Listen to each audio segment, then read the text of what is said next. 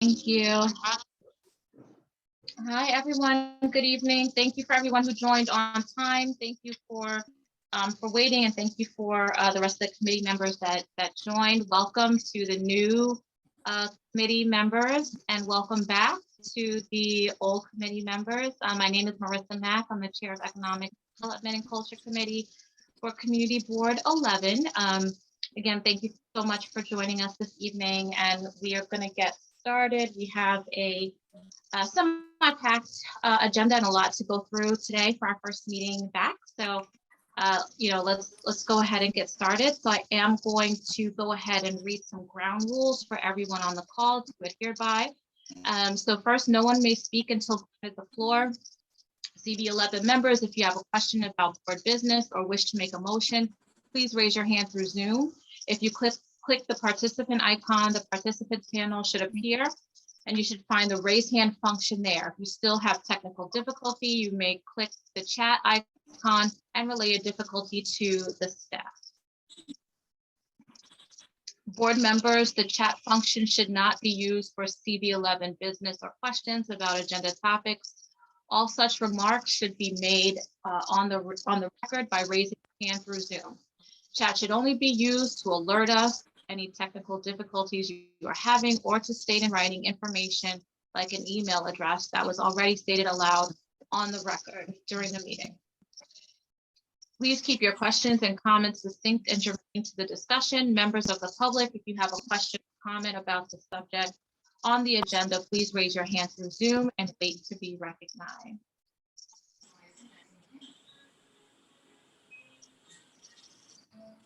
So next slide, please.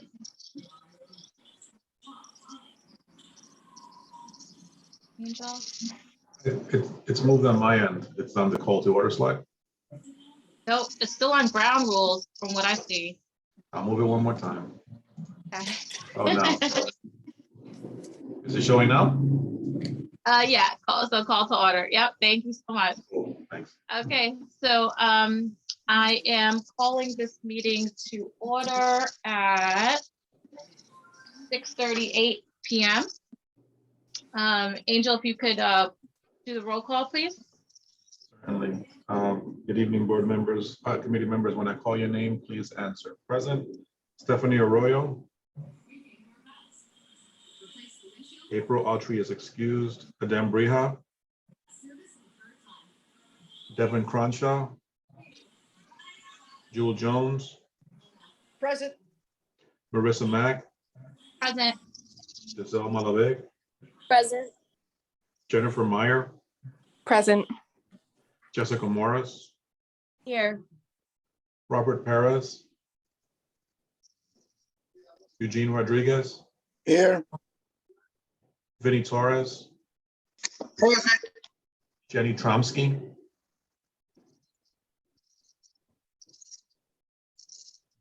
You have quorum. Okay, thank you, Angel.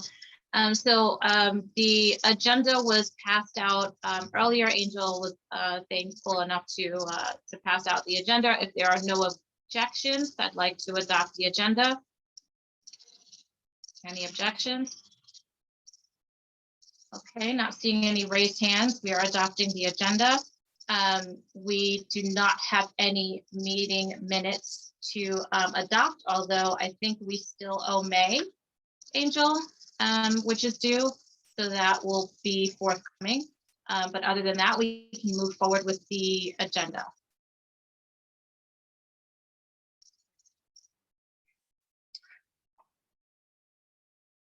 Angel, do you want to make the announcement, or the next meeting will be October 18th at 6:30 p.m. for our committee.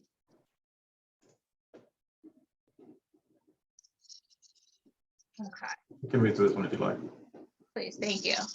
Yeah, so we just got this shared by the Borough President's Office. Governor Hochul announced a grant for early stage businesses impacted by COVID. If a business missed out on applying for the Small Business Recovery Grant, you can now apply for this grant. Eligibility has been expanded to include businesses that opened only months before the pandemic hit and does not require that businesses show a 25% loss in annual gross receipts from 2019 to 2020. If you open under on or after September 1st, 2018, and you have been operational for at least 6 months before an application is submitted, you are eligible. Applicants must have between $5,000 and $1 million in gross receipts per year as reflected on their most recent federal business tax return. Grants range from $5,000 to $10,000. Applications close on September 30th. For more information and to apply, visit nyseedgrant.com. Thank you, Angel. I'm kind of moved by this because I know some businesses that have already closed that would have loved to have had this information like a while ago, because that could have helped them to stay open. So happy that this is here and this exists. But I know some businesses that have closed since because they were in that time frame that just didn't work for funding. So, but thank you for sharing nonetheless. Hopefully there are some businesses that this help. So thank you. Sure. Okay, so again, welcome to returning committee members, and well, welcome back to returning committee members and welcome to new committee members. Just a few updates for you before we get started. I wanted to make a note of some items that we were discussing last year that have carried on to this year and that are still ongoing. So the first one being Chipotle, which was a very hot topic last year, fiscal year for us. For those who are not familiar, Chipotle is moving into a space on 116th Street, actually in an area that's considered quote unquote Little Mexico. And there was a lot of comments from the community, not exactly happy about the location that they picked to be in this community per se, and overall just their responsiveness to coming to our committee to meet. So initially they were set to come in May. That did not work for them, and then subsequently canceled in June, and that was one of our last meeting. And so we have myself, Giselle, Xavier, and Angel have been in contact with Chipotle throughout the summer to figure out, what they are going to be able to do in terms of community givebacks and how they're going to engage with the community as they are moving forward and plan to open, I believe, in November. We have just connected them with the head of the Mexican Merchant Association within the community, which can hopefully offer some guidance. And thank you, Carrie, for connecting us with Diana, just to get a little bit more of a understanding as to what are the ways that they can really engage with the community and do a little bit more than just coming in to set up shop and that's it, right? Like we want people to come in and be able to do some sort of give back to our area. So we are in communications with them. There's nothing that has been set in stone. Also, we'll be connecting them to Strive, although they have hired some individuals already who are within walking distance of our community, but we don't know that that's necessarily within like our catchment area, right? You could be on 83rd Street and within walking distance of the community. So we're just looking for more information, but again, we have been in contact with them and hope to continue this conversation and get some concrete solutions into ways that they can benefit the community by being in the location that they are currently in. The second update is from MTA. There are two projects that are going on within our community, one of them being the rehab of the viaduct on 125th Street. This is under the Metro North station. The second being 2nd Avenue subway. Regarding the viaduct, MTA has started to review some of the potential contractors for this project, and I believe they hope to have someone picked by the end of the year or beginning of next year.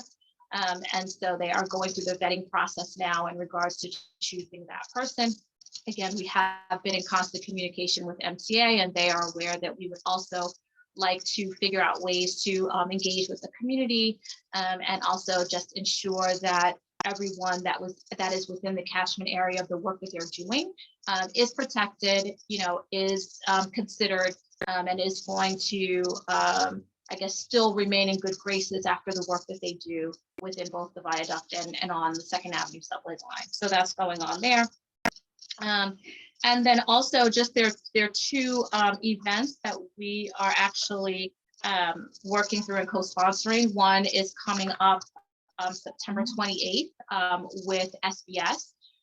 We are doing and actually sponsoring and partnering with them on a mobile unit that will be able to answer some questions for small businesses within our area. Uptown Grand Central will also co-partner with us in terms of marketing and getting the word out. And I also believe the Women's Chamber of Commerce will also be another sponsor for this event. The van, the RV will be, I believe, on 28 East 125th Street, but we are waiting for a flyer. Once that flyer comes out, please share with your networks. The unit will answer questions about fines, updates since COVID, offer some marketing tools and tips. We were also hoping to get someone from possibly Legal Aid or one of their organizations that they partner with on the legal side, just to answer some questions for businesses on the legal end. I don't think that's going to happen this time, but we hope to have it again in the spring. And hopefully there will be someone who can answer questions at that time for small businesses on the legal end. The other, and I see Amy is here, and she's actually on the agenda. The other is to discuss a community event that will have two parts, one of them being in October and the second in November. And Terra Kitchen, as well as Talmega AKAs are holding this event, a community event. So Amy, I know you're further on in the agenda, so we'll give you space to talk about that after we go through some of our standing organizations here. So those are the primary events and things that are going on. I will say for this year, we are going to keep our presentations to about 4 presentations per meeting, at maybe about like 10 minutes max per presentation. We want to make sure that our meetings are respectful of both the attendees and the people that are presenting, and that we're not going on and on and on. There is tons of business to take care of here, but I also think there needs to be a balance for the people that are attending and volunteering, work. So there will be that change this year. And then also continuously looking at, people that will be attending the meeting and who's missing meetings and things of that nature, because we have too much to do to try to chase people, who are not going to be consistent on the committee. So that is that's what I have in terms of a report, and I am going to just open it up for any questions or comments quickly before we turn it over to Carrie of Uptown Grand Central. Any questions? Okay, seeing no hands, we are moving on to Carrie, who is the Executive Director for Uptown Grand Central. Thank you, Marissa, and thank you, committee. I will try to keep it brief so we can keep these meetings brief. But since we haven't had updates since the summer, I have my little list of things to share. I was going to share about the grant that was already posted on the previous slide. That's really, really great. I've texted it out to the businesses that I know qualify. Businesses had to open September 18th, 2018 or later, and they're very excited and are applying, hopefully by the deadline, which is September 30th, but please continue to spread the word. Also, we did have 2 winners of a LISC Verizon grant in East Harlem, and I think this is still embargoed, so here I am saying it on a public forum, but there is one business on 110th Street. It's an Asian bakery, cafe, a loaf bakery, and they won. And also another event production company, the proprietor is Milana Randall, and both of them won the $10,000, which is great, because LISC and Verizon do these 10,000 grants every now and then, and that was based on their participation in a platform called LISC Verizon Digital Ready, which are these online classes that are offered free into the public. And I'll put the link to that in the chat in just a minute in case any of you guys want to register and take advantage. It's a platform of classes. You can do them at any time, day or night, all different kinds of business topics to help you in your business. And in addition to that, Diana from Aroma D'Angel has also gotten selected to be a part of a task force that they're putting together to translate the entire platform into Spanish, which will make it then available to even more of the businesses in Harlem, because all the classes will also be available in Spanish. So that's some good news, all of that. Also throughout the summer, we've been doing what feels like 15 million events a day. Open Streets have been open since May, every Saturday and Sunday at 101, 100, and La Marqueta. We also just did a big month-long initiative at 125th and Park under the train tracks called Turnout NYC. And the idea was, it's a difficult space underneath the tracks. And the idea was to infuse it with light and sound experiences. So we did 4 weeks of a silent disco, so you could experience the space without the noise of the train. And we've done a light circus, an illuminated light circus, and stay tuned because there's going to be one more piece of it coming soon about another light installation that will hopefully add some safety for the foreseeable future to that space, because it's always been dark and a little scary. Also, this past weekend was the first ever Harlem Wellness Fest. That was businesses from East Harlem, Central Harlem, and West Harlem. There's not as many wellness fitness businesses as a category as there are restaurants or some of the other hair salons. So all of the businesses had to come together to put it together. But it was a beautiful celebration of about 15 wellness businesses that didn't exist in Harlem about 20 years ago. So that was really, really awesome. And then, as you know, or hopefully as you know, Party on Park is coming up on October 2nd. So I'll also drop a link in the chat about that. If you have an organization that wants to register and be a part, it closes Park Avenue from 115th to 125th to traffic and opens it up to people and biking and community activities and resources. And it's going to be a great afternoon. So we hope you can come out. And then my last bit, Marissa, is about the cleanup corps, because that was the last thing that we were really talking about at the end of last year. So the cleanup corps, Uptown Grand Central runs a cleaning team on 125th in partnership with Positive Workforce. Vinny is on this call somewhere. I heard your voice. So Positive Workforce provides the brains and the brawn and the mentorship and the guidance behind the clean team. And during when all that pandemic recovery funding was coming out, we got an infusion of 40 workers from fall of 2021 to June of 2022. And they really, really helped on 125th, which, as you know, is a difficult area to keep clean. What I will report is we fought good and hard. Community Board 11 helped back us up on this, and we got as many extensions of the program as we could possibly get, but the program did come to an end. So now we're back to self-funding the program, and we've got 3 people out on the street per day from 8 a.m. to 9 p.m. So considering the drop from 40 to 6 total, it's looking pretty good. I have to give a shout out to Positive. But the other thing we're doing to try to make this whole thing more sustainable is Small Business Services has given us the green light to explore the creation of a business improvement district, which would mean that all of the property owners along 125th, all of the new property owners who are coming in and building in the community would then pay a special assessment that would then automatically fund the street cleaning and the initiatives, which would, make it a lot more of a long-term sustainable project. So this is just starting, but we're beginning to collect a needs assessment. So I'm also going to drop that in the chat. You're going to get a lot in the chat in just a second.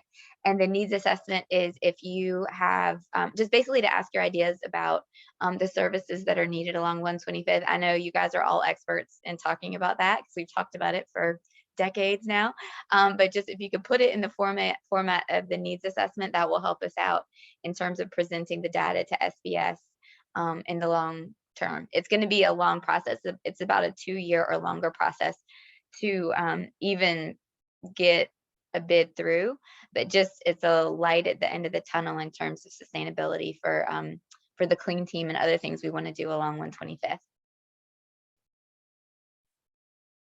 Carrie, thank you. Thank you so much. I just wanted to note that the DJ and illumination, the sound event, I heard a lot of good feedback from that event. Awesome. And obviously attending the health event and the wellness event was great, was really great. So happy you were able to put that together, and it was a great offering for the community. One quick question, are you also going to continue to do the Halloween open street on Pleasant Avenue? I mean, I know that's a little bit further away, but just wondering if that's going to be going on again this year. After we get through Party on Park, Yes. we will One announce the step plans at a for time. Halloween.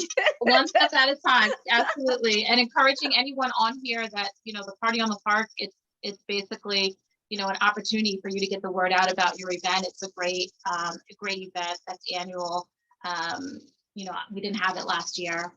Did you have them? Not the year before. It's been 2 years. Yeah, it's been since 2019, so it's been Yeah. 2 years. So for Yeah. those of you who are new, I will also drop a link to pictures from Party on Yes, Park, so it's you'll a know great- what I'm talking about. It's a great event. So looking forward to it again this year.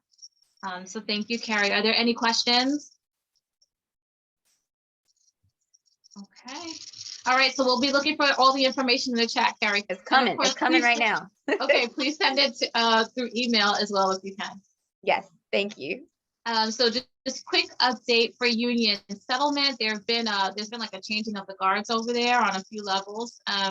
So Jackie, who used to present, is no longer with union settlement, and Pablo is also no longer there. And they've also had a change in the executive director. So we are hoping to have someone from union settlement come next month and present here. They are, along with Uptown Grand Central, standing members of our committee, more or less, and really just present on all the things that they are doing within our community. So hopefully in October, we will have a presentation from them. So we're going to move along to Amy from Eterra Kitchen to talk about the events that I briefly touched upon earlier in our conversation. So Amy, go ahead. Hi, everybody. So we are a commercial kitchen, and we provide space to food entrepreneurs to produce food and beverages. And we have now 2 locations, and the second location is inside La Marqueta, which is owned and run by Public Markets and the New York City EDC. So as a part of our tenant agreement, we have to host a series of events throughout the year, 4 per year. And 2 of the events this fall, we're going to focus it on health and wellness in Harlem. So the events will take place at La Placita, which I'm not sure if everyone's familiar, but it's the event space that was renovated in 2019 for about $5 million. And it's underneath the Metro North tracks. So inside, it houses about 275 people, and the adjoining street will be closed for the event. So if it's nice out, people can be also in the street. So there are 2 events. One is Sunday, October 9th, and the second one is Saturday, November 5th. And the first event is going to be kicked off by somebody from the mayor's office, Katie McKenzie, who is the executive director. She works in the food policy area for the mayor's office, so she will be there. And then the second event, our local Harlem well-known food entrepreneur, Melba Wilson, is going to be leading that event. For both events, we are working with a number of sponsors, one which Marissa has really generously spent her time connecting us, Webster Bank. They're donating some funds. Other sponsors like Arrow Farms, they're donating greens and microgreens. Rind is donating vegan cheeses, which are delicious. I had not known about that. We also have Plantiga. They work with 12 plant-based brands. And what they do is they're specifically working with bodegas in New York City. So traditionally, there have been a lot of foods with heavy oils and fats and fried items. So what they're trying to do is not change the items one would eat, but substitute it with a plant-based product. So whether it's plant-based fish or meat, they make traditional sandwiches, but it's a healthier choice. So they'll be donating sandwiches. And then Just Egg, which is a egg product, but it's not egg, it's made out of beans. They are going to be partnering with Arrow Farms to give away an avocado toast. And then we have, as a partner, a sorority, Alpha Kappa Alpha, and Nia works for Mount Sinai. So she's inviting all her patient database to join this event. Mount Sinai is going to be part of the event with a table. So we're just trying to have it be very open to the community. We're going to have chef demos where chefs will show consumers how to make quick, very healthy dishes at home, maybe using quinoa instead of white rice. So substitutes, and then, tastings, some giveaways. We'll probably have some items for kids like balloons. So that's like the overview. So if there are any specific questions, I can answer that. I just don't want to bore everybody with talking about it endlessly. No, Amy, thank you for sharing. I think what would be helpful is just knowing which of the organizations are from the community per se. That might be helpful. Do you know, kind of which ones are specifically from East Harlem that are participating?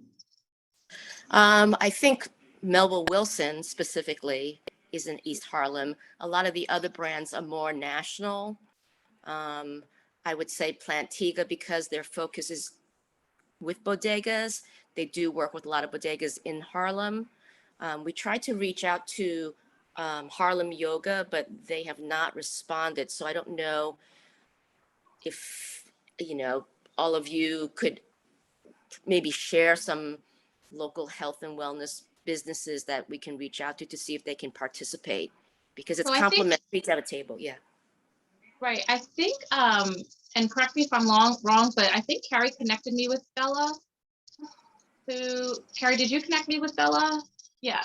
Right. So. And yeah. And so I think, just in regards to just that 360 connection there regarding, if there are any businesses that may want to participate in this that are from the community, Carrie may be able to connect with you in some way, but I think she's familiar with ETERRA and the organization. So I don't know if there are any, especially because we're coming off of this wellness event that just took place last weekend. So there may be additional organizations that are specific to the community that would want to participate since it is here. Because I think Mel was on the west side. Okay. But yeah, so it would be great to also have some representation from this area too. And so maybe that's a conversation to have. I think she's dropped her, information in the chat, if you're able to reach out that way. Okay. No, totally. Okay. Thank you so much. Absolutely. And I just want to open it up for questions. I don't know if anyone had their hand raised here. Okay, so is there one other point that you wanted to make, Amy? I would just welcome if all of you want to have a table at any of the events, one or two, you're totally welcome. I just have to put in a request to La Placita to say, we need X amount of tables. If you need an electrical outlet, there's 6 of them. There's a stage if you want to speak. I think it's just a great way to meet all our neighbors. So we encourage everyone who would like to have a table.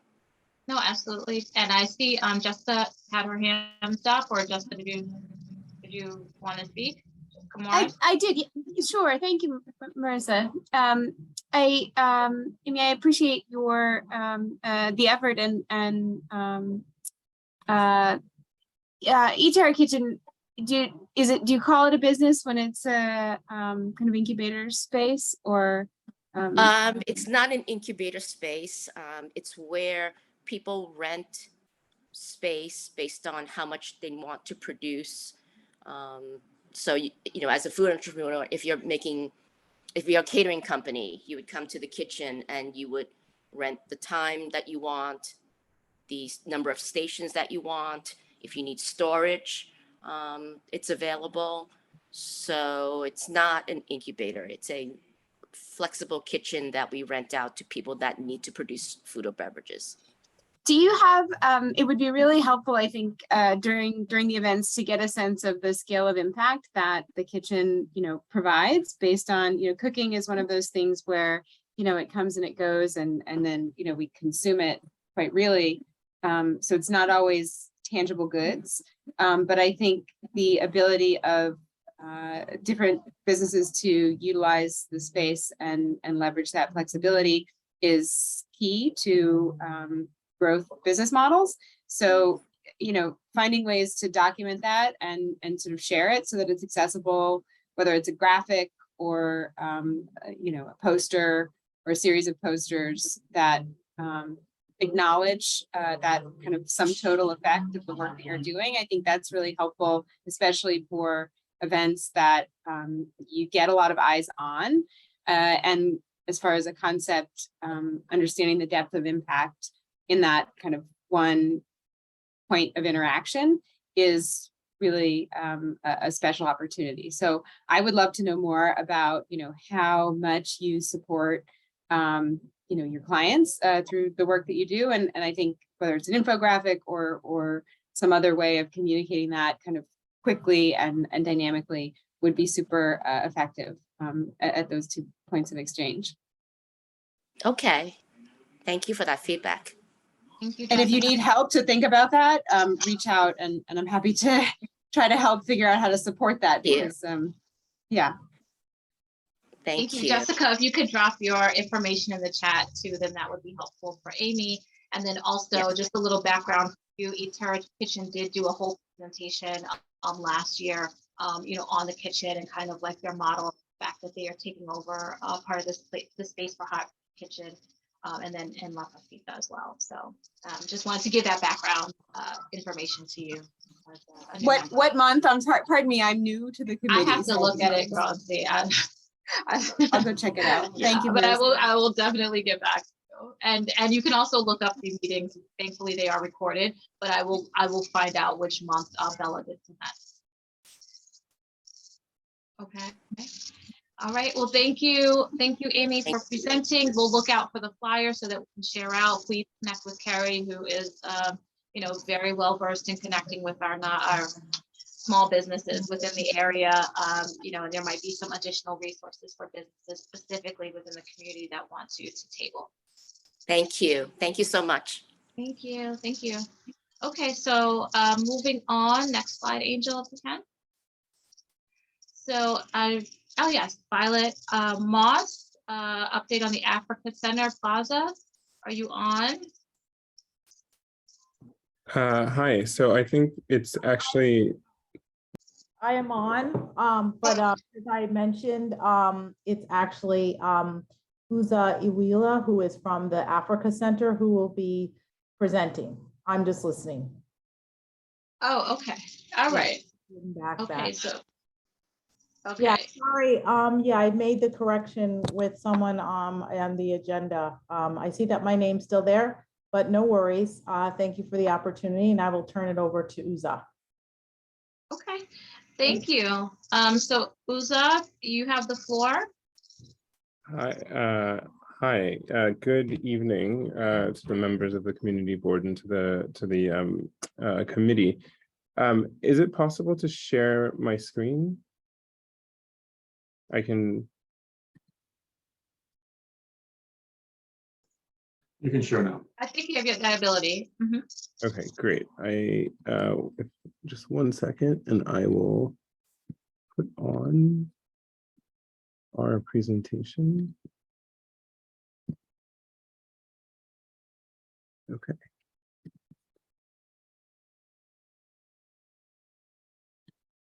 So I'm assuming you can see my screen now.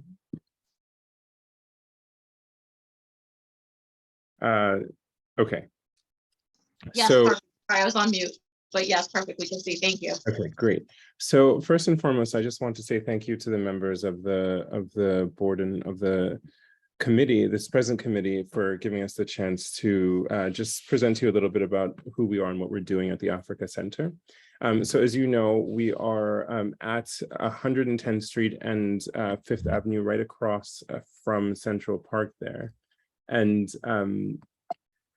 to give you a sense of what we do and who we are an institution, formerly the Museum of African Art, but what we do now is we're really into transforming the world's understanding of Africa's diaspora and people of African descent, the contributions of people of African descent around the world. And additionally, we're really about how you center African thought, creativity, artistic representation, and of course, the impacts of that for people here in New York City and in the wider world. Sorry, forgive me, I've got a little bit of New York City going on right outside.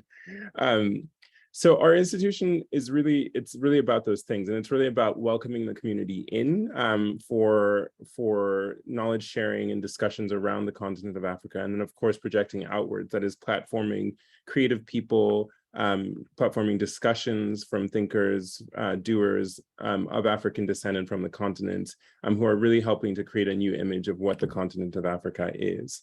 I just want to take you really quickly through some of the programming that we've done in the past. So we've done that is very much related not just to Africa internationally, but also to Africans here in New York City and the community. So whether we're talking about some of the programs we did back in 2021 around issues that matter to African immigrants, and as we all know in our area, there is a large population of African immigrants from Senegal, Guinea, and countries in West Africa. We did some programs and presentations around COVID, and then of course, celebration of African Heritage Month at the Africa Center, whether inside the building, the constructed spaces we have, or outside on the plaza, community events that really help to sort of like bring people together again around Africa as a uniting force and force for good in the world. I want to just, again, to highlight a couple of the programs that we did over the past couple of years. As you hopefully would have seen, we advertised pretty widely about this. We had a partnership with the Museum of Food and Drink, African American Making the Nation's Table, that was curated by Dr. Jessica Harris. You'll probably recognize her from the High on the Hog series. And that was really about the influence of Black culture, Black culinary culture in America on American cooking culture as a whole. Of course, with ties back to some of the origins of some of what we eat here on the African continent in West Africa mostly. That exhibition was a great success. We got a lot of attention from multiple media publications, and then had a steady stream of visitors. This opened in February 2022, so you can imagine that some of the COVID pandemic and a couple of the waves dented the number of visitors we expected to have, but still a really good showing and a lot of great comments and connections made because of it. I want to talk really quickly just to tell you about what we're doing now. We are about to put on an exhibition called States of Becoming, which examines, as you can see here, the artistic practices or the forces that shape artistic practices for African artists working in the United States of America. And in particular, a number of those artists are African artists based out of New York City. We're very excited about that. I think it's about 12 different artists that will be featured in our space, which is right on the plaza, right on 110th and 5th Avenue. And we're really excited for this, not just because of the exhibition of itself, but also because it will give us a chance to work with the community for certain positions. I think we've posted positions for volunteers for the exhibition, volunteer docents, I think, for the exhibition and whatnot. And we can make that information available in much more detail as well afterwards. And so I wanted to also just talk about what it is that we've done. So in each of the exhibitions that we've done and in the work that we're doing, we want to make sure that we do a few things. One is supporting folks in our community, fostering a local sense of community, and then also promoting local businesses. So, you know, examples of this in the MoFat exhibition, we worked with Harlem restaurants to provide some of the lunch boxes that were part and parcel of the exhibition. We worked with Black-owned local bookstores from the area. and also made sort of certain to advertise and try to welcome the community into the space. And one of the things I think we really want to do, again, working with the community board and whatnot, is to make sure that everybody knows about all of this, the exhibitions, the programs that we're doing, so that we can have more community participation and make more of the things that we're doing available to the lovely young people, some of whom you can see on the slide, that come to participate in the work that we put on at the Africa Center. So I think, you know, we talked about States of Becoming as the next exhibition that's going up, that we really hope to see people come and visit. But there are a couple of things that we wanted to just talk about very briefly.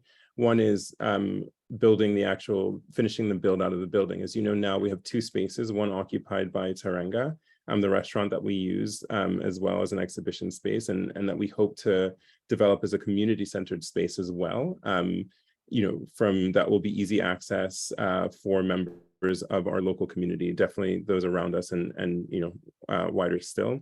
And then we also are working on raising to finish the rest of the building, which I can update you on as that develops. Obviously, some of the plans we had were set back by COVID, but we are looking to modify and, of course, finish this center so that we can invite people into the full building, even as we offer what we have now, which are the two exhibition spaces, both for the programs that we put on and also for community participation or use. I'll stop there and take any questions that folks have. I should also say that we were very thrilled to receive community board chair Xavier Santiago as well for a tour with his lovely son. But I'll stop there and ask if there are any questions.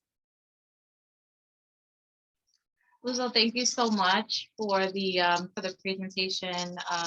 We are thankful because we often get information from what the Africa Center is doing. So we know that you guys are promoting the events that you have going on within the center, and then also with the updates. We got a full presentation last year of how you guys are going through the updates and how you're moving along with that. So happy to see that you guys are building and growing and continuing your programming and continuing to connect with the community.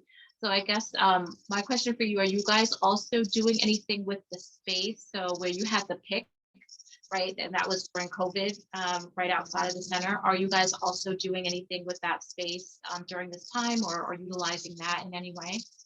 Yeah, I mean, we would love to. Our biggest issue is that I think local law 11 work has meant that there has been scaffolding up in that space for the last 3 months. I think we're just wrangling right now with city inspections to get that to come down.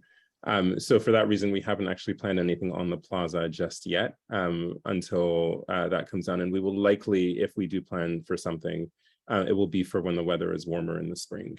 You know, when there's no scaffolding. I should also say that we've had a couple of conversations with the Department of Transportation, which I think is actually in charge of that open space, about things that we might be able to do for that space in the future. So that's an ongoing discussion with the city that we are very hopeful about as well. That's great. Well, you guys have had some amazing programming as of recently. The food security, that programming was great. So I want to open it up to others who might have questions specifically about the center and or things pertaining to upcoming programs and how we can support further. So I see Xavier's hand. Yes, thank you so much when you open your doors for a tour and to be able to see it. I think if it's possible for the other board members to take a visit, that would be fantastic. I think the potential is definitely apparent. And I think that bringing back our cultural institutions and how they can better edify our community at large, and we build on that legacy is massively important. So yeah, I just wanted to say thank you. And I loved seeing the throwback kitchen from what was it, Ebony magazine, right? Yeah, that was brilliant. I took those photos and I sent it to a colleague of mine, and he was fawning over them in LA. That's so cool. Thank you. That was really great. But yeah, that's it. I just want to say thank you for being in the space, presenting, giving us an update, and please let us know ways we can better partner together. Great. Thank you very much. Uzo, I actually just wanted to ask as well, you know, obviously besides whenever you guys do events, Angel is great about sharing information that we receive and sending it out to the community. Is there anything else that you know, kind of like need from us at this point? Or is there things that you are looking to do and partner besides us, you know, sharing out information and attending the events that you guys have? Yeah, I mean, I think that one of the things that would be great for us just in the immediate is I think we can send out to whoever is sort of the person that we should best send it to. We're looking to bring on VSAs for this next exhibition. And so perhaps sharing that would be great because we would love to have people from the community participating in that. And then as we grow, you know, of course, we would love to be able to update you, not just on our plans for what we're doing construction wise. We'd love to be able to update you on what we're hoping to do with that plaza space in front and get some support for that as well, because we really, I mean, that space is a wonderful space for when we do activities. I mean, I think when we're not, it can be a bit of a you know, I don't want to say dead space, but just an underutilized space. And I think the more that we can do with it, with your support and with the support of the city, the better for everyone in that area. Can I also just take a quick moment? I wanted to just introduce two colleagues who are on, just so folks also have a sense. We have Dr. Chini Ogunro, who is our new COO. I don't know if Chini can turn on her camera, if you're able to do that and just say hello to everyone. And then also, we have Alana Francis de Govaya, who is our Chief Programs and Experience Officer. And I think you are all familiar with her as she has been a point of contact for the past couple of months as well. So this is just a small part of the Africa Center team that is really dedicated to making sure that we're doing programming that is very much about, one, who we are as Africans and diaspora people, but also very much about celebrating where we are in Harlem and in the community as well.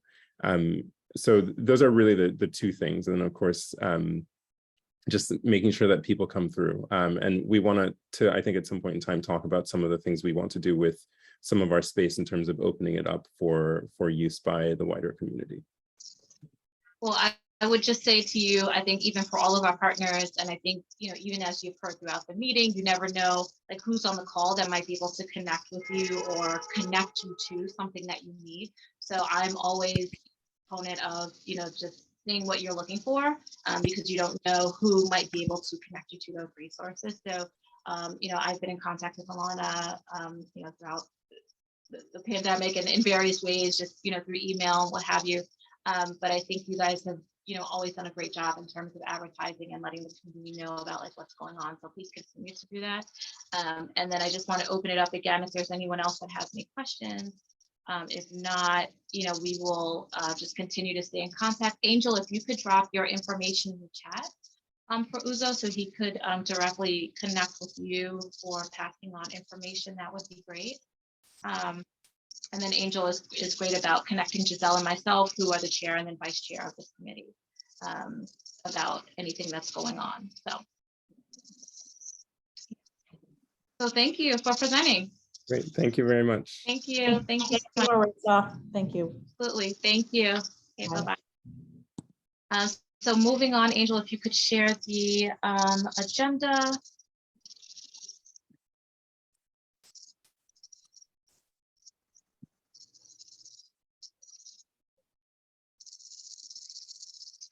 Okay, so and next we have Fernando Ortiz.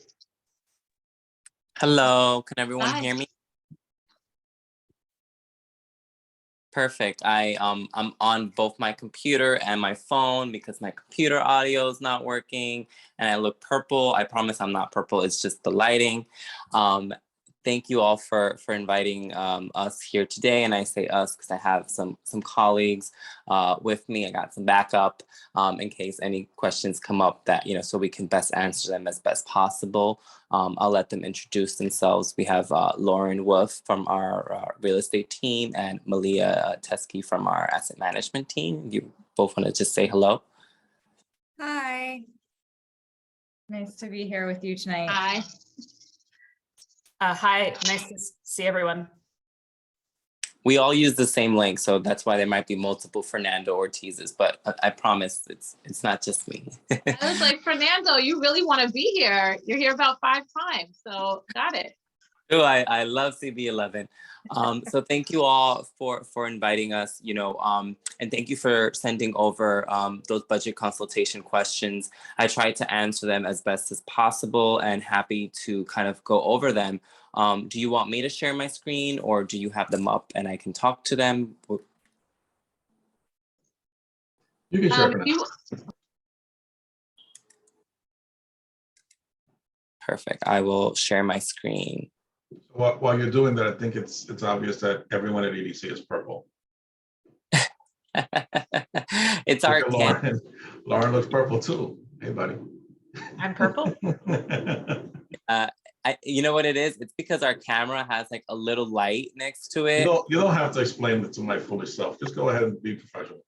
We know you're all connected. I'll go back to being quiet. Well, thank you. Can everyone see my screen?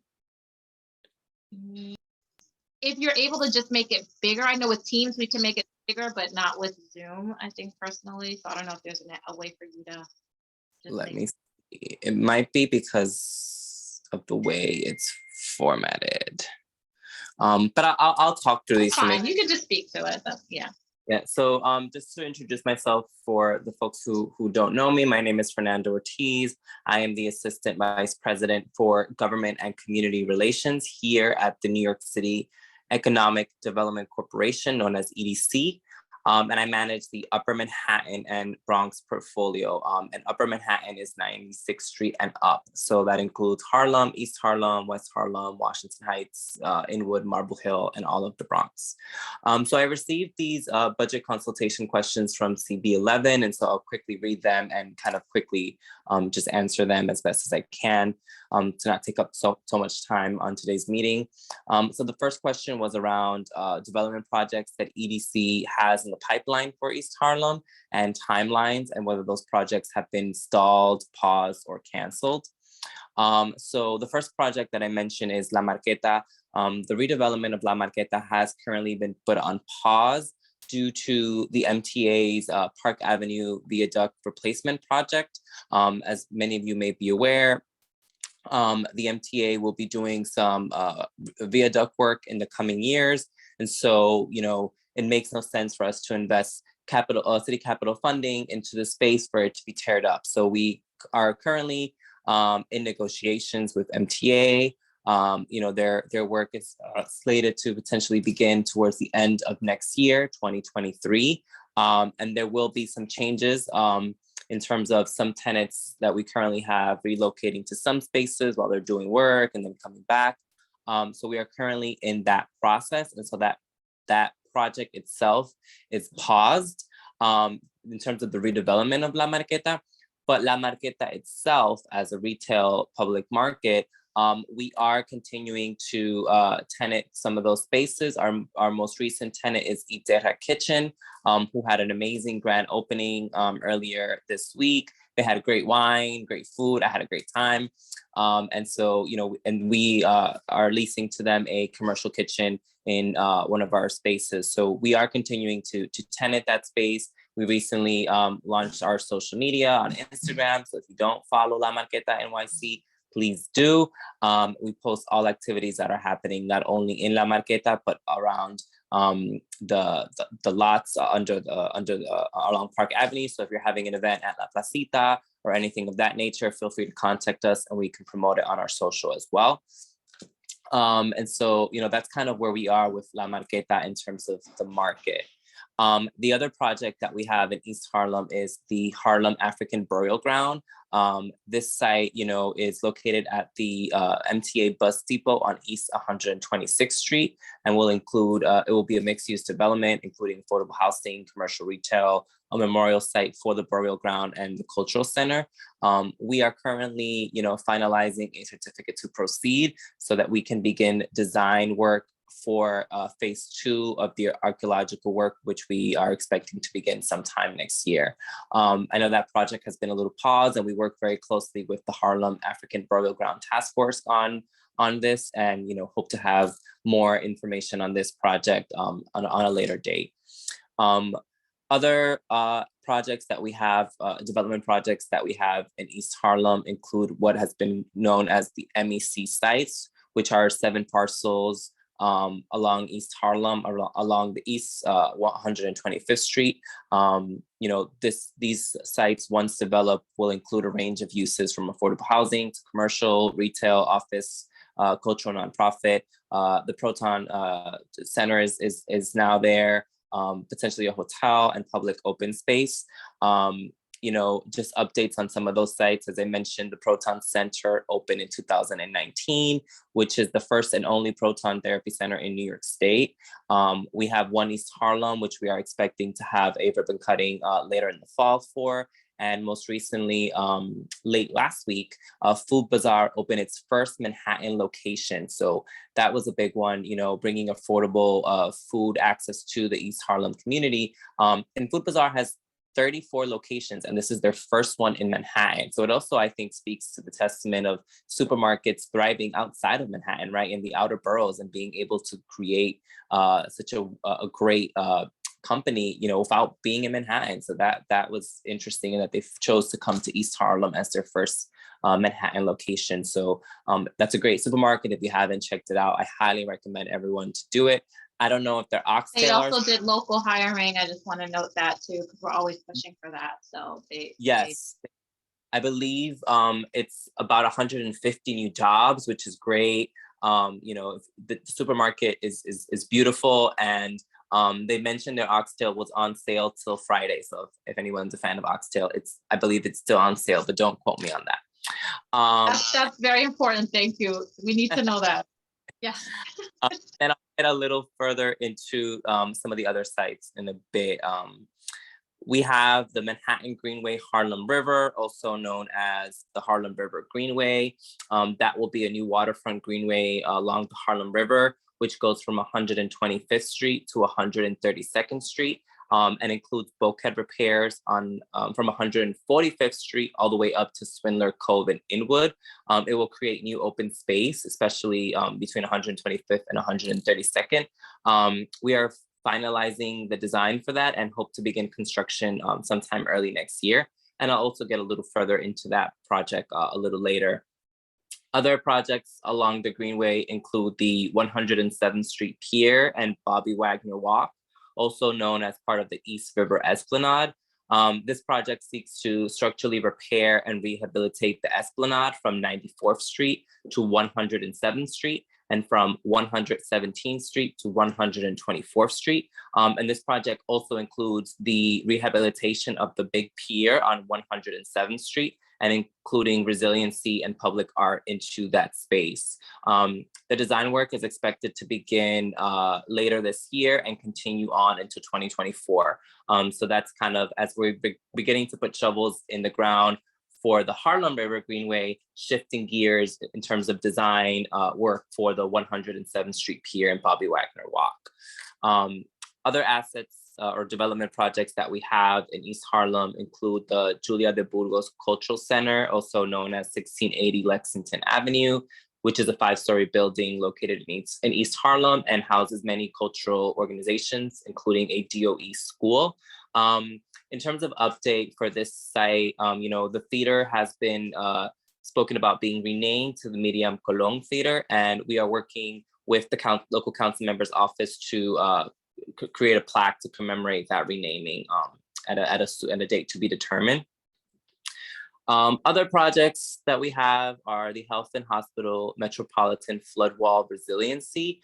I think you all know where the hospital is located, between 1st and 2nd, going from 97th to 99th Street.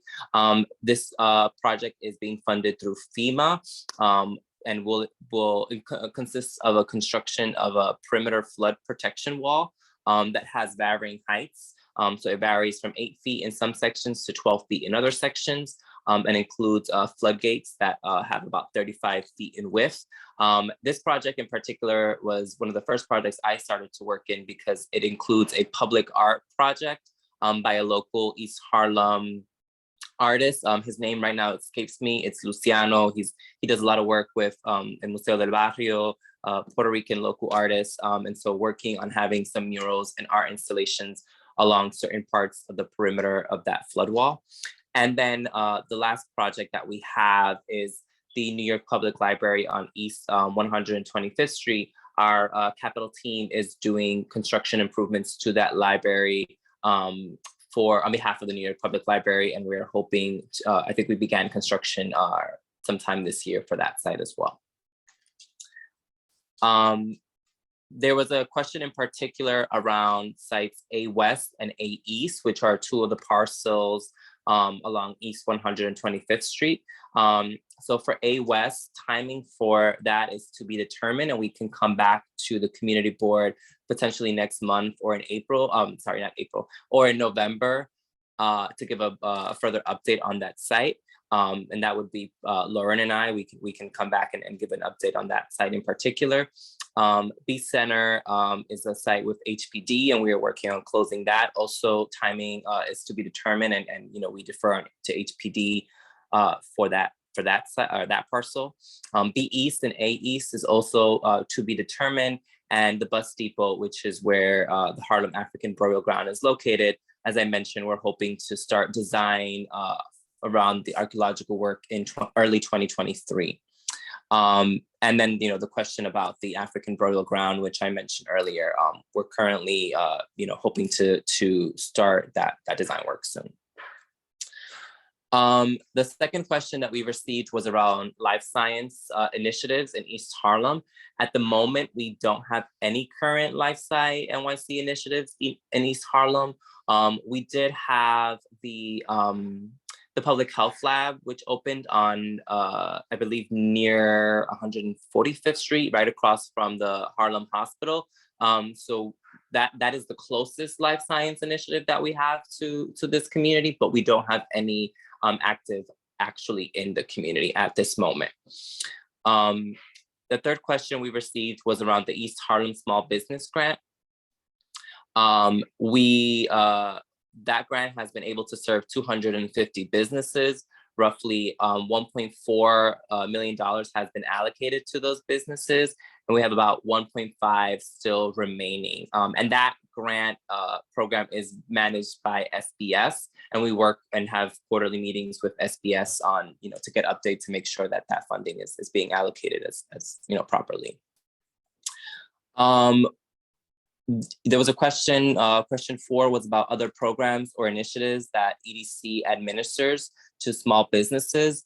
We highlighted just a few: the Small Business Resource Network, the Business Development Program, the Initiatives Program, which includes initiatives like Life Science, Construction NYC, which is a program designed to connect small to mid-sized minority and women-owned and other disadvantaged business enterprises with exclusive opportunities to work with EDC projects to help them build up their portfolio.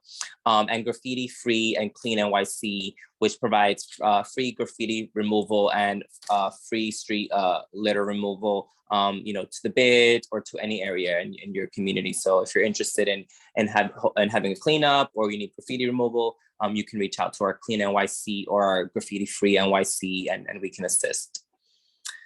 The fifth question was around the exact number and location of the lots under Park Avenue Viaduct that are managed by EDC, and in particular requirements for operators of those lots.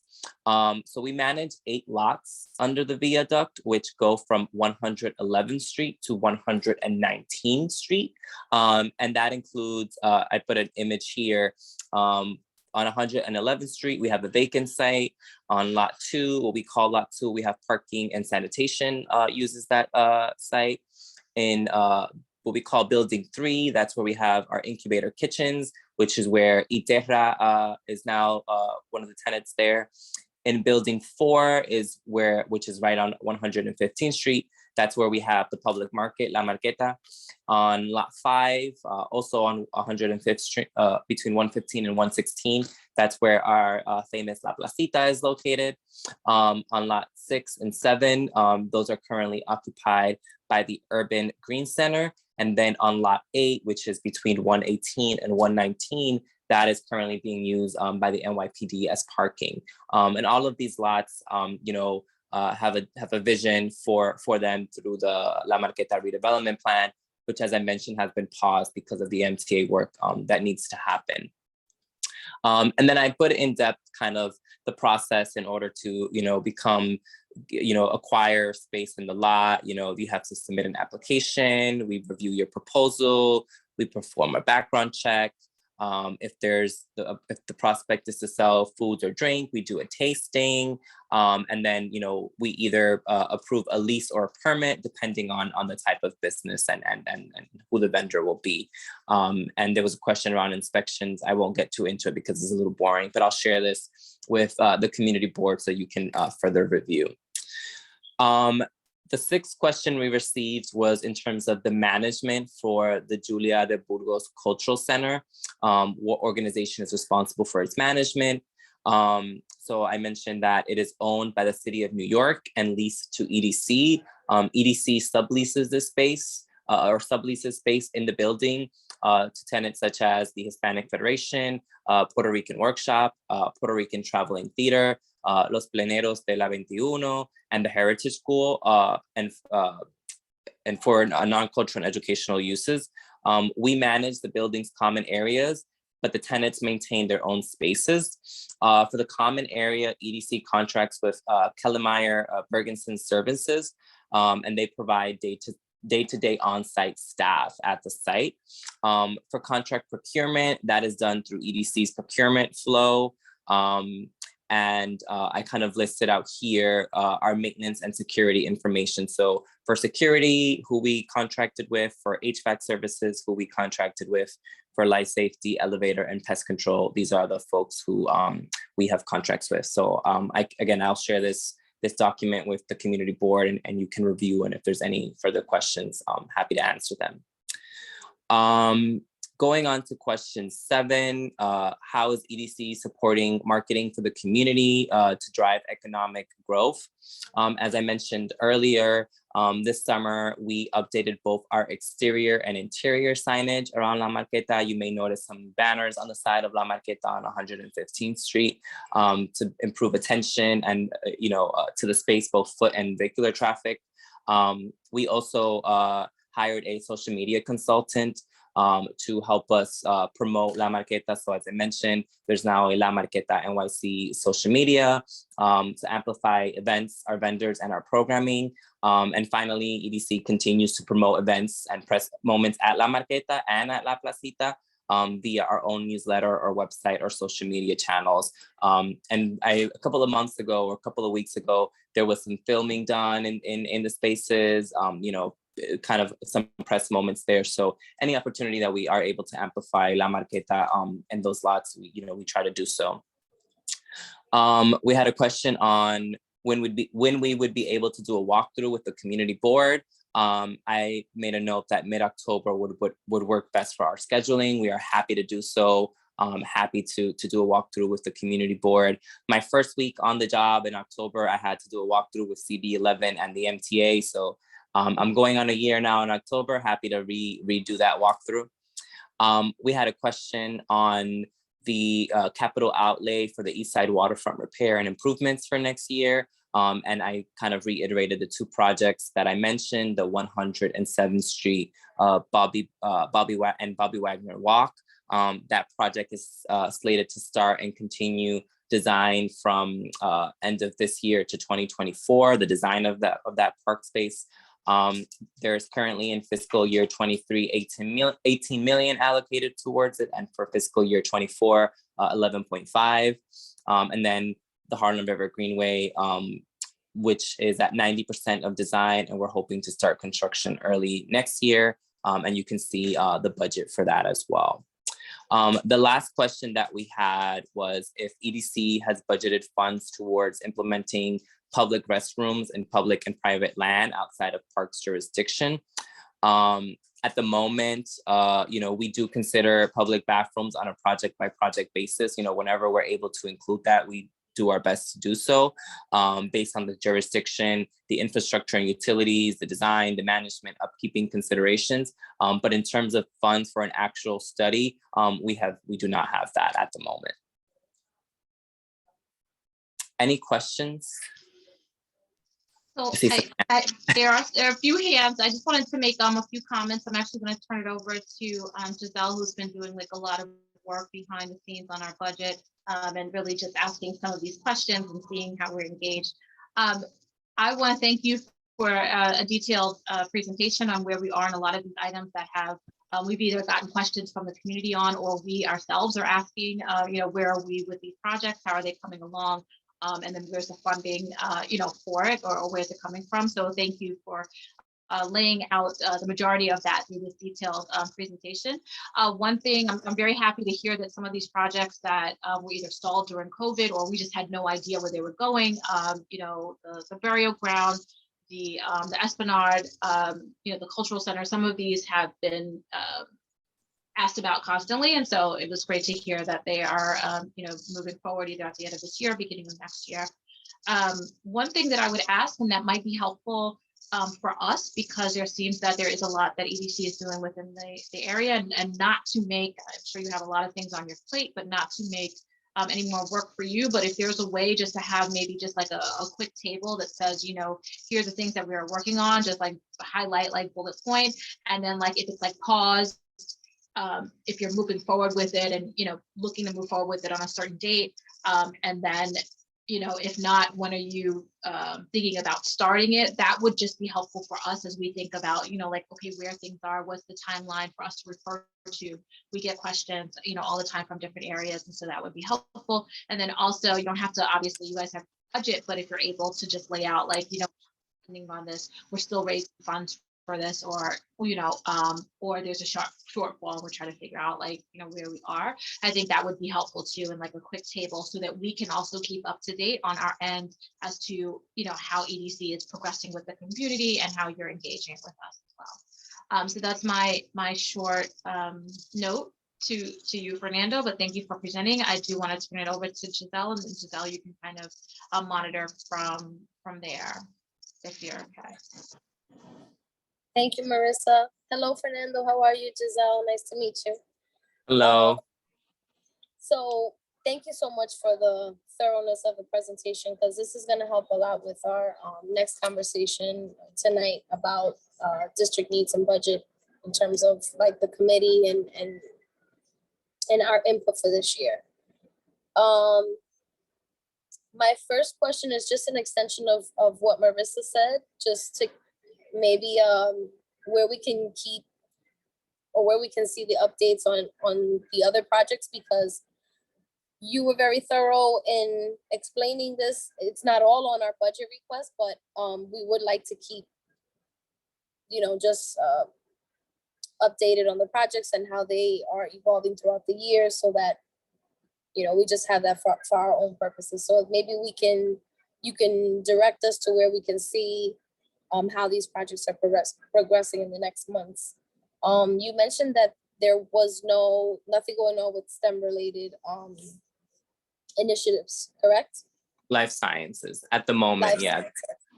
sciences. And so, okay, and then and that's okay, but we also want to ask maybe how we can begin the process to maybe support that idea, because that is something that has been on our district budget needs for quite some time, and it's one of those things that really don't get an answer to, because I guess there's no studies behind it, or something needs to be done to kind of activate that. So if you can maybe give us some feedback on how we as a committee, Community Board 11, can help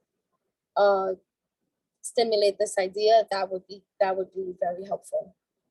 Yeah, you know, I think I don't work directly with the life sciences team, but, you know, there are still some parcels within the MEC sites that, you know,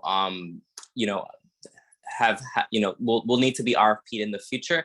And so what I would recommend is, you know, when those RFPs come to CB11, that you share them to folks who you understand are doing life science work that you think you would like to see in your community, right? Or advocate to those organizations or to those folks that are doing life sciences, like, hey, there's this RFP in my community. We think that you or someone like you should respond. So I think that's the first response that comes to my mind. but I'm happy to talk to the life science team and see what they say in terms of like how you can push this forward, you know, from the community board's perspective. So I can get back to you on that question. I'll make a note of it. Sure. And you said it was RFP or RP? So yeah, whenever we release an RFP for any of these sites along East 125th Street, you know, I encourage you to share them with, you know, organizations or, you know, folks who do life sciences work that you either know of or have heard of, you know, to encourage them to respond to any RFP in which, you know, some kind of use of that nature would, you know, be encouraged to respond to. Okay. Thank you so much. And then is there something that's available for us to see how these projects that you listed like are progressing? Yeah, so I can create a table, you know, as Marissa mentioned, and share that. And I think probably the easiest way would be for us to, you know, I'm happy to come on a quarterly basis to present on these projects as they're moving forward, or on a project by project basis, you know, as projects are progressing, happy to come. But in terms of just like the overall projects, happy to come, you know, when needed or required to give updates on all of the projects, kind of, you know, as a follow-up. So I can create that table and then, you know, maybe on a quarterly basis or you know, come back to the committee and kind of, you know, present any updates as they happen.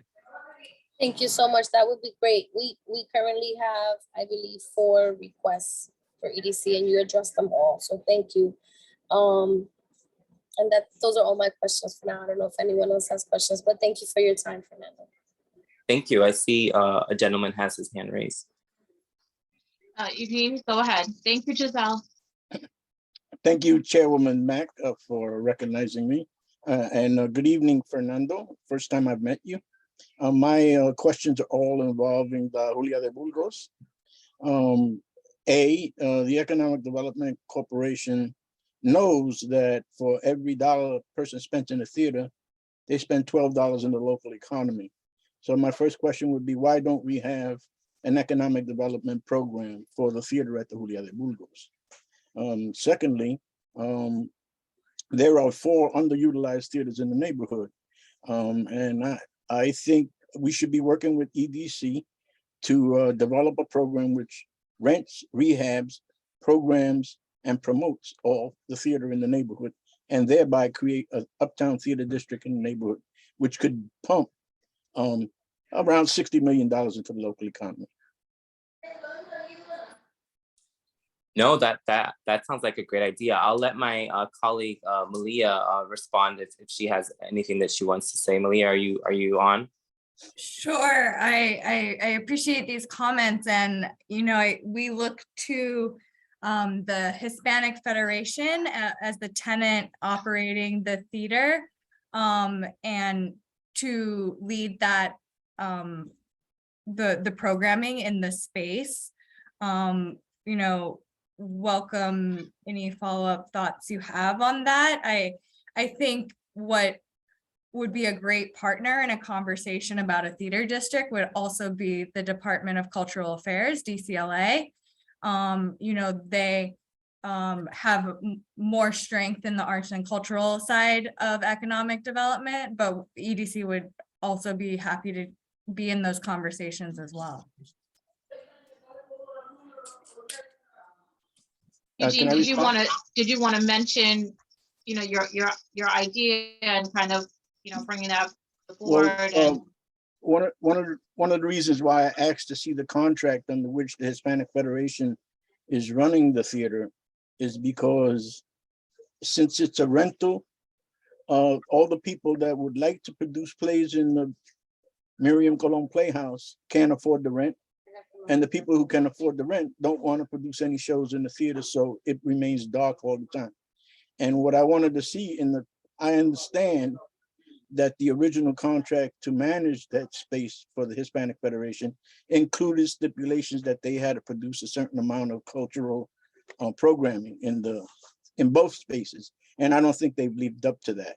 So yeah, I understand what you're saying. I should be working with them, but they haven't produced anything in that theater that I think would keep it alive. And I think the EDC is a much more powerful organization when you consider the fact that we need state and federal dollars to be able to pull this off. Sure, I can definitely appreciate that. And we are in contact with Hispanic Federation, and we will definitely pass along that thought. We do want to have, active programming in this space. So we do appreciate receiving this feedback from you. Eugene, I would also mention to you, if there's an opportunity for you to, maybe just set up like a quick call with the individuals that you feel might be helpful in moving the initiative forward. So, EDC, Hispanic Federation, Department of Cultural Affairs, anyone else from the cultural district. Obviously us, we're happy to join, in with you on a conversation. But if that's something that you want to do, please, could connect with those individuals and maybe set up a call to talk about the ways you would like to move forward. That would be my recommendation. I would be glad to sit in on those kind of conversations. Okay. Okay. All right. So we're gonna move forward. I do want to open it up just quickly. Are there any other questions for EDC at this time? I have my hand up. Oh, Jewel, I'm sorry, it's blending in with your background. I apologize. So please go ahead. Yeah, I have a question of the slide where you talk about the Esplanade. Are you able to pull that back up again? In terms of that 107th Street, and then there appears to be a gap. Can you refresh my memory as to that gap?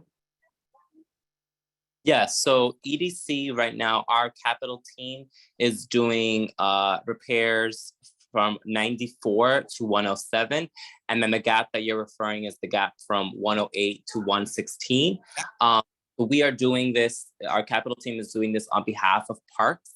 And I believe that from 108 to 116, Parks themselves, I think through the Department of Design and Construction, through DDC, will do that work.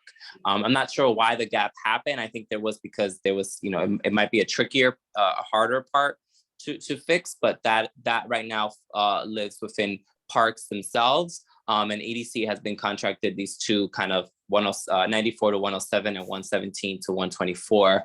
And then actually 125 all the way up, right? But right now the gap from 108 to 116 lives within Parks. So if you have a particular question as to why the gap or what they're doing it or when they're doing it or what their timeline for that stretch is, Parks would be the folks to ask. Thank you. And Chair Mack, what does MEC stand for? MEC. Or anybody? Yeah. Lauren, do you want to answer that question? What MEC stands for?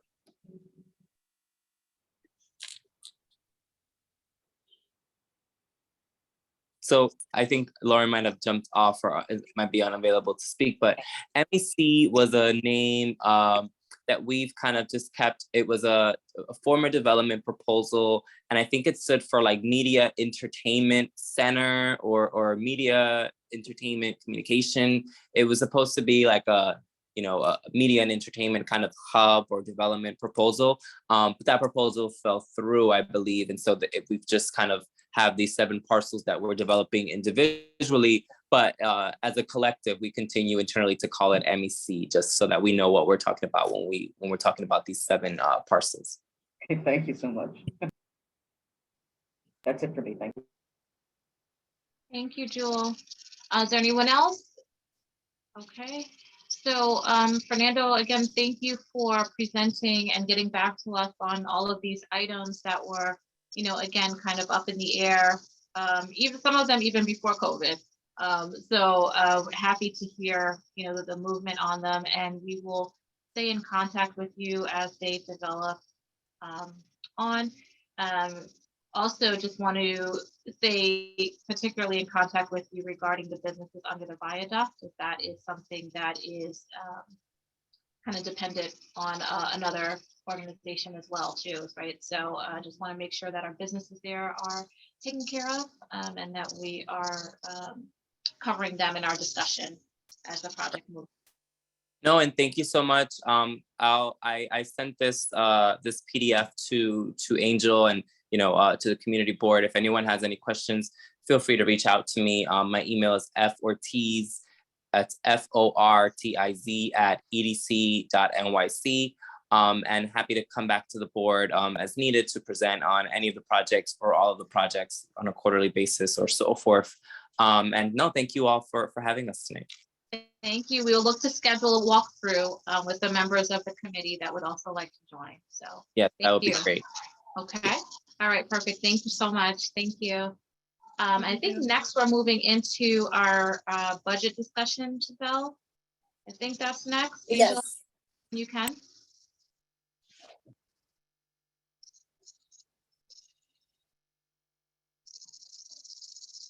Yes, so our budget discussion, statement of district needs.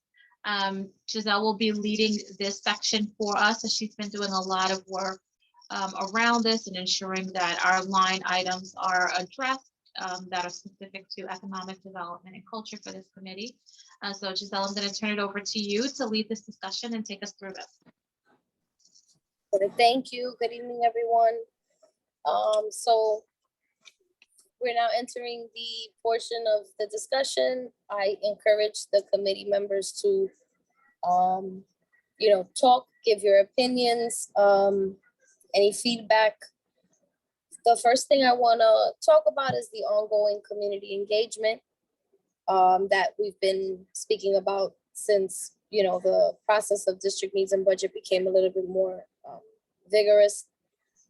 It's important that, all of the committee members, we interact with community members, residents, businesses, everybody and anybody, encouraging them to always, fill out the surveys once they're available.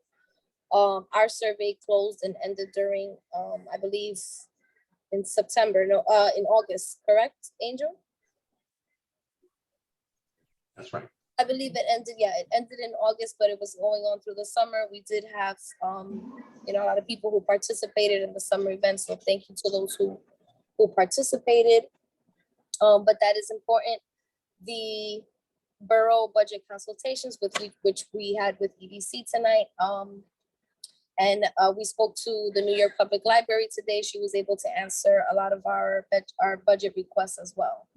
And so now, I would like to, for the committee to give us any feedback considering what EDC just, gave us with their budget requests and the ones that we have for SBS and the ones that New York Public Library gave us today.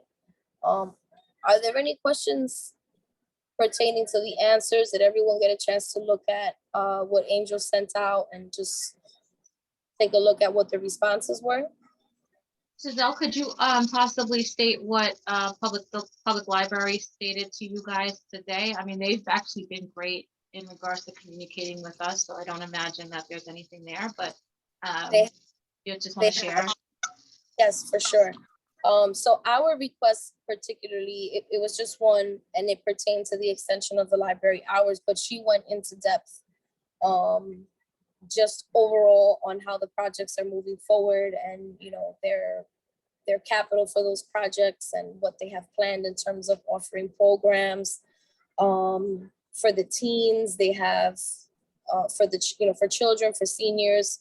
She got us in contact with her library manager, and Angel suggested actually something very, I think, important, which would be to invite the library managers to our meetings every month to kind of just give, follow-ups and let us know like any programs that they have new out so that we can, disseminate it to the community, which I think was good. So that's something new that we can try. The extension of the library hours does have to do a lot with obviously their money, what's available. She did say that it's a little hard to find people to work 7 days a week. It's currently operating 6 days a week, 8 o'clock in the morning to 5, 8 o'clock to 5 or 9. I'll get back to you on that for sure. But she did say that for now, they are going to be operating at their regular usual 6 days a week from 8 to 5. And that was the only budget request we have for NYPL. The Aguilar and the 125th are moving. They're fully funded from what she said. In other words, they have the monies that they need to complete the project. And that's pretty good news. So I believe in terms of that, we just need to continue to kind of just follow up with the library manager and try to push for, you know, maybe an extension of library hours throughout the day, if it's possible, or 7 days a week, and then just continue to follow up with them on the programs that they're offering for the community. And I believe that Angel also suggested that there is like some type of a study or a survey that can be done to see what exactly they can offer that the community needs. For example, if a lot of people are interested in taking computer classes and we can have somehow a survey that says that, then they can offer these computer classes, you know, because obviously they don't want to give things that people are not going to use, right? Because then why would they give an extension of another day or more hours if people are not going to use the program? Right. You want to make sure you're making good use of the resources that you have. Yeah. Right. Especially now during, you know, after COVID, you know, people will show up certain things and not others. Right. Make sure that you have what you need. Right. So that sums up NYPL. EDC was a mouthful, so I'm gonna go over it, but I think it was very good that he went into depth even past our budget requests. So I think we can move forward with what he gave us, even though I know that it's not something that like concrete in a way, like we don't really have much study for this, or this needs further developing or something. So, but we can work with it. And then SBS. We have 4 budget requests for SBS. I'm not going to read all through of them, but the first one is obviously like funding for the workforce development, skills and training. That's one that's been there for some time now. To assist the businesses with the compliance with the city regulations. That's also been there since I've been on the committee. I did hear about the mayor kind of canceling the liquor license the liquor license fee for businesses. And that is a compliance regulation for the city. So I guess there's some movement in towards that direction. I just, particularly for East Harlem, I'm not sure what else they could offer us, SBS. The third request is the revitalization of the 125th commercial corridor. That was introduced last year, I believe, by Eva Chan.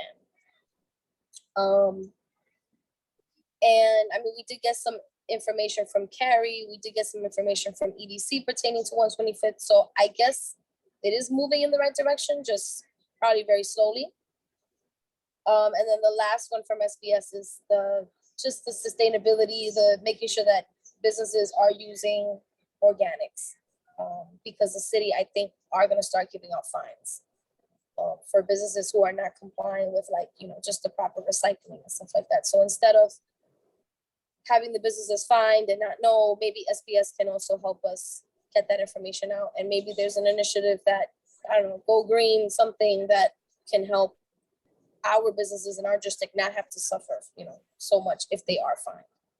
That's definitely something that will be on at the mobile unit when we get the flyer. So make sure that like compliance and that will be there to talk to businesses, because if they're already struggling, to then get tickets on top of that is like, you know, it's not going to help. So there will be somebody there to kind of talk through that, but we obviously still need more information and training to help businesses stay afloat in that sector. Marissa, Yes. if I could, just wanted to jump in here with regards to the SBS request that Giselle was just speaking to. The first 3 that you referred to that are referred to SBS, their responses in the adopted budget was, you know, for the community board to contact the responsible agency regarding those requests. And as you saw, with EDC and, earlier today with NYPL, we extended invitations on behalf of all the committees to all these agencies to have district budget consultations. During the summer, some we were able to schedule then and some we've kind of, squeezed at the last minute. I was so pleased that NYPL was willing to speak with us earlier today and that EDC was, able to meet with us this evening. However, SBS never responded. So their response to our budget request as of the adopted budget in June was for us to reach out to them to have a conversation. And when we did reach out to them, they haven't responded, right? So 3 of those requests, 2 of them, they say, reach out to the agency, and then the other one requires further study, so that begs the question of, what specifically needs to be studied, please option clarification. And that opportunity has been denied us because SBS has not responded. So we will definitely not bypass that. I think I copied you on an email. We've been fast moving for the event, but I did reach out to I don't know, I don't necessarily think the appropriate person, but someone at SBS to find out, who we should be speaking to, because you guys have reached out and not had the appropriate response. So we'll follow up with that between tomorrow and Monday, because we can't just bypass, okay, we're going to have an event and ignore the fact that we still have some questions pending on the budget area. That's so definitely. And just a little bit further to that, like the point of the exercise, both for the district consultations and the borough consultations, it's a consultation. Right, so like we're supposed to be talking, not just us talking one direction into the air, it's them talking with us, right? And since they're the ones that, are making decisions on, what's gonna get funded or what they're recommending that OMB fund, then we kind of need that partnership for that conversation. And if they're unwilling, as demonstrated by their lack of responsiveness, and I think this is 2 years in a row now, that makes it harder for us to then figure out, okay, what do we do with this request, right? Like we kind of need them to give us some information that we can work from, right? And that was my next question. My next question was to, just to the committee in general, like considering the responses that we received and everything, I mean, we're okay with leaving all of these requests at the moment, and then obviously following up with SBS to get the responses that we need. Is that? I want to give the opportunity for other people to answer too. I did want to mention, Giselle, though, that I will, and Angel, that I'll follow up with SBS in regards to our consultation, in regards to our discussion from both ends that should be taking place, and that we jump over that to to events and things that we're doing now. So we'll definitely reach out there. But I want to give space for other people, as actually to Eugene and I see Carrie. Yeah, hi, thank you for recognizing me, Chairwoman Mack. As usual, I'm concerned about the theater district, and I think in our district needs statement, we should be in support of that, and I'll give you some reasons why. Tourism and entertainment in New York City is a growth industry, but there's little or no growth in tourism or entertainment in East Harlem. A survey conducted by the East Harlem Business Council concluded that there's no nightlife in El Barrio, and estimated that $800 million a year is spent outside of the community by the residents. That means that there's money there. El Barrio has an unemployment rate somewhere between 16 and 20%, which includes a large cadre of underemployed theater artists. The 4 underutilized theaters in East Harlem have a seating capacity of about 1,200 seats. Operating a sustainable rate of 50% of capacity, 5 days a week, they can attract 162,000 people a year, generate over $5 million in ticket sales, and employ almost 200 artists and technicians. The economic ripple effect from an operating uptown theater district, generally estimated at $12 for every dollar spent in the theater, can pump over $60 million into the local economy. Those are serious returns on investment, especially when you consider that the city has spent almost no money in order to have programming in places like the Julia de Burgos or should I say the Miriam Colon Valley Playhouse, and El Museo, the theater at El Museo, which is dark 90% of the time. Those assets, let me put it that way, should be operating 24/7 a year. And they should be included on our district needs statement. Okay, I made a note of that, Thank Eugene. you.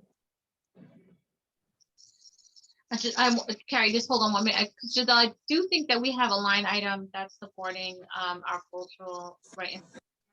So Eugene, your voice has been heard, and then we also would like to continue the conversation that we did have at the end of last year about supporting FERC. So that hasn't been forgotten, and we have talked about that. So I just wanted you to know that your voice is being heard. Carrie, go ahead. Well, I was just gonna say, just to ask, this is, I guess, to Angel. Are you sending it to Intergov or like who at SBS? Because I've found that SBS has a lot of different silos that don't talk to each other. Marissa and I found that out too in trying to schedule stuff. Union Settlement and Uptown, we report to Neighborhood Development, and they just changed commissioners. The new deputy commissioner is Calvin Brown, who is better, is responsive. Yeah, I know Calvin. So we do send it to Intergov, to the same folks that are I'm looking at the response to the borough consultation, and it's noted by the person that I'm writing to that isn't responding to the district consultation. So it's the right person, and thank you for that, because like that makes sense. Of course, it is the right person. That person's just not choosing to respond. Okay, no comment. Thanks for the reminder about Calvin. I'll see if I can track him down.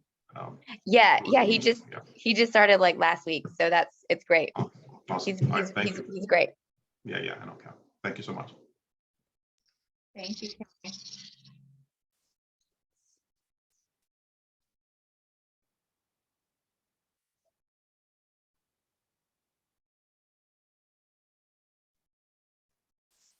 So Giselle, still your show.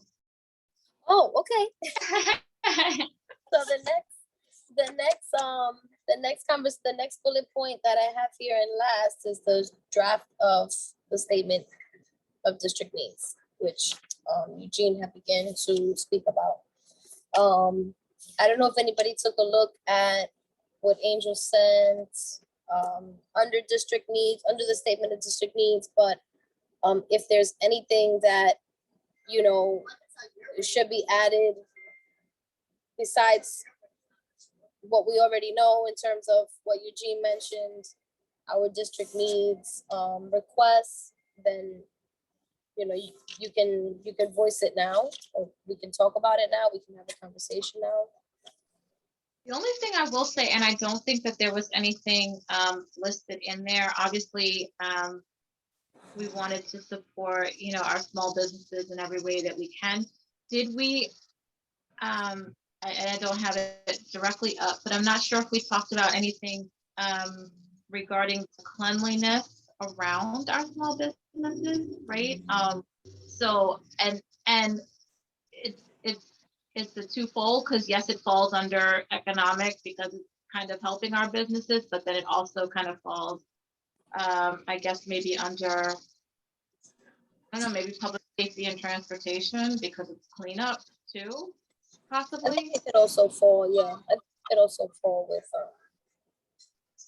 But either way, something to you know, to just support that. I've had 2 conversations this week with different people within the community, you know, just on overall cleanliness in certain areas, right? And that speaks to people wanting to patronize businesses, wanting to go down certain blocks, wanting to connect with, you know, businesses in certain areas, right? And so I think that, you know, I guess, I mean, that is kind of like DOT. So, Yeah. No, it is, but it does also, It you know, affects. speak We to can mention us it back. supporting our. Yeah, Mhm. we can mention like how that affects just the overall, like Eugene was saying, the tourism, people wanting to come and be in the neighborhood. I do just want to ping, because everyone else has been quiet, and, you know, we need to have people that are like involved. Benny, Adem, Jenny Chomsky, any thoughts about this? I have my hand Or- up again. Oh, Jewel, I'm sorry. I Okay. cannot, I have the brown hand too, which actually blends in with my background, and I'm so sorry. I could not see it, but please go ahead. No problem. So I have to go back to the Esplanade. Do committees work collaboratively in terms of this in this process? Because that seems kind of odd with this like one little patch of land there that involves the Parks Committee. So do you collaborate with the Parks Committee, or are you aware as to why it's parks for 107 to 116 or 108 to 116? I don't know the background specifically, kind of actually was gonna ask, because I know that there was funding for the Esplanade recently, and I was thinking in my mind, I'm like, I don't know if that's broken up between the two different spaces or if it's for the whole entire thing. And I didn't know honestly until Fernando mentioned it, that it was split up that way. And so I don't, even with the funding, I don't know if that's allocated to both, but we could ask Parks, but it might be a question for the Parks Committee. I don't know specifically for sure. Thanks. I don't know if anyone else on the call does that. Thanks.